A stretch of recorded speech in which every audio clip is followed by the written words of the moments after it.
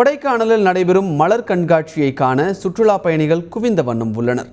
கொடைக்கானலில் உள்ள பிரெயின் பூங்காவில் மலர் கண்காட்சி நேற்று தொடங்கியது. 52வது ஆண்டாக நடைபெறும் இந்த கண்காட்சியில் ஆயிரக்கணக்கான மலர்கள் பார்வைக்கு வைக்கப்பட்டுள்ளன. கண்காட்சியின் 2வது நாளான இன்று ஆயிரக்கணக்கான பார்வையாளர்கள் பூங்காவில் குவிந்தனர். பல்வேறு வண்ணங்களில் பூத்து குலுங்கிய மலர்களை சுற்றுலா பயணிகள் ஆர்வத்துடன் கண்டு செல்கின்றனர். மலர்களால் உருவாக்கப்பட்ட பறவைகள் மற்றும் பல்வேறு விலங்குகள் முன்பு நின்று மக்கள் புகைப்படம் எடுத்துச் செல்கின்றனர்.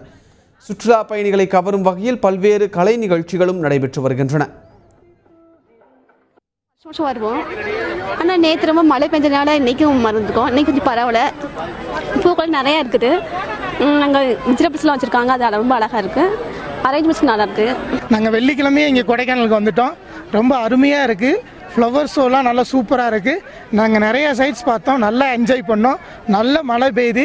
மற்ற வருஷத்தை காட்டிலும் இந்த வருஷம் ரொம்ப ரொம்ப ரொம்ப ரொம்ப சூப்பராக இருந்துச்சு. நாங்கள் எல்லாருமே என்ஜாய் பண்ணோம். எங்கள் ஃப்ரெண்ட்ஸ் எல்லாருமே வந்து